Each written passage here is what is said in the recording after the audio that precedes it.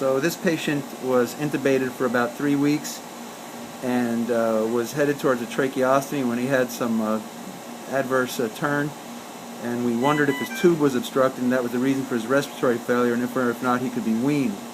So we went ahead and scoped the tube and found it was obstructed, and we've now changed it out by removing this and re-intubating him. And I just want to show you what this tube looks like from the outside, and you can see it's pretty horrible. And if you look at it end on, you can even see that there's essentially no lumen.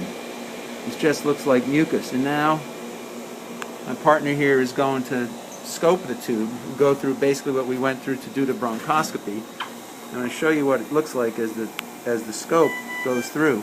And he's going to say out loud what he's seeing as to whether or not the tube looks okay or not to him as he's scoping. Right now the tube looks fine inside. As I'm passing it through, I'm starting to see a lot of residual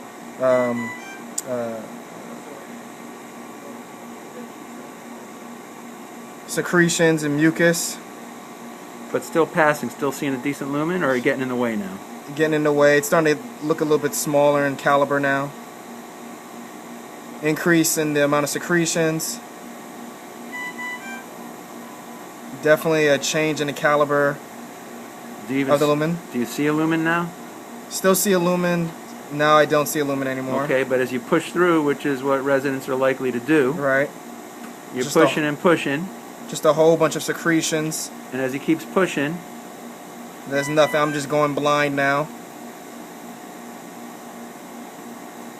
Still blind. Which resident's likely to do even with the tube in the trach. Still blind. And he comes out. And he says, "Hey, I see a trachea. Looks clear. But there's a little bit of goo on my lens, but the tube's okay." And as he pulls, let me show you this now. He's gonna pull the tube out, and you can see what happens to the lumen of the tube.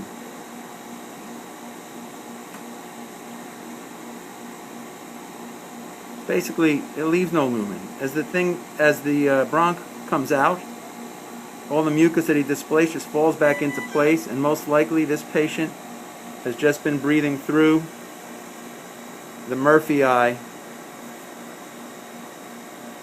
for quite a while now.